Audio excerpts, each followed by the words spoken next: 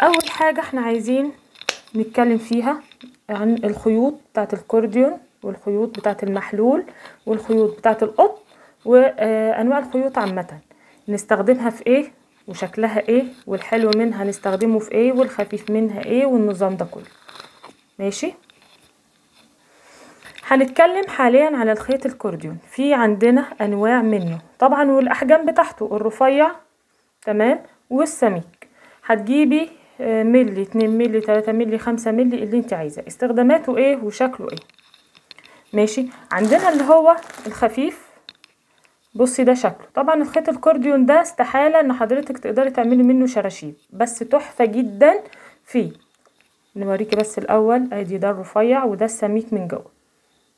السميك من جوه طبعا ده يبقى تحفة جدا في الارفف، في الجداريات، في الحاجات الجميلة دي. الستارة يا ريت لو انت حابة ان انت تشتغلي بالكورديون تشتغلي برضو بالخفيف، وممكن ده لو انت مش هتشتغلي كتير، يعني انت هتشتغلي مثلا صف او صفين شغل والباقي كله شراشيب.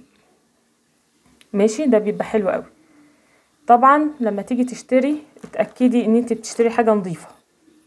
شايفة الفرق ما بينهم الاتنين؟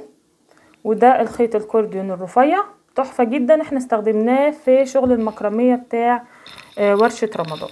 يبقى احنا كده تاني عندنا الكورديون احجام من ملي لما فوق، واستخداماته سهلة جدا. تقدري كمان تعملي منه رانر، تقدري تعملي منه كمان الكوشن، تقدري تعملي منه الشنط، تقدري تعملي منه كل حاجة، وفي كل الالوان اللي انت نفسك فيه. حابة تجيبي من عند اللي انت عايزة تجيبيه هاتي.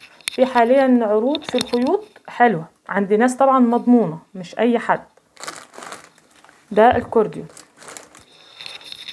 المحلول طبعا اللي حضروا معايا قبل كده عارفين كويس قوي ان الخيط ده وحش، وانا قلت لهم ايام ما كنت بستخدم.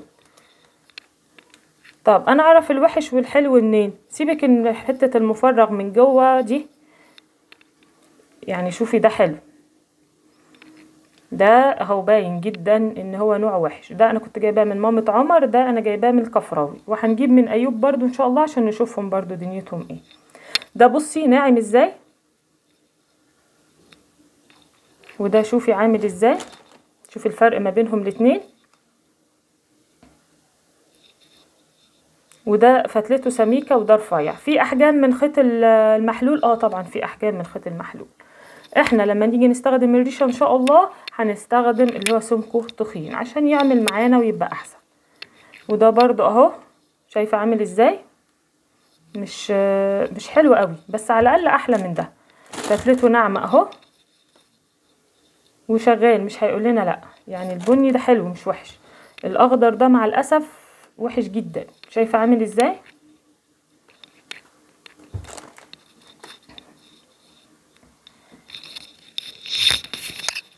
والاخضر ده حلو برضه.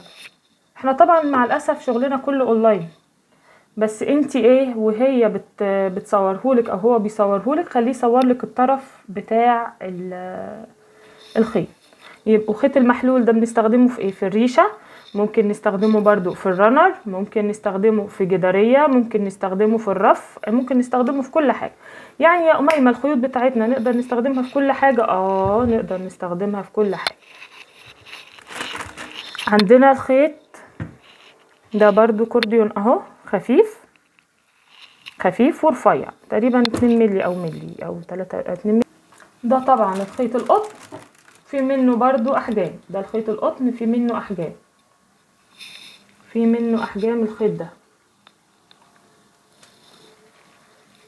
ممكن تجيبي الرفيع، ممكن تجيبي السميك. استخداماته ايه؟ ده برضو للرانر، للكوشن، لاي حاجه، اي حاجه مش هيقول لنا لا.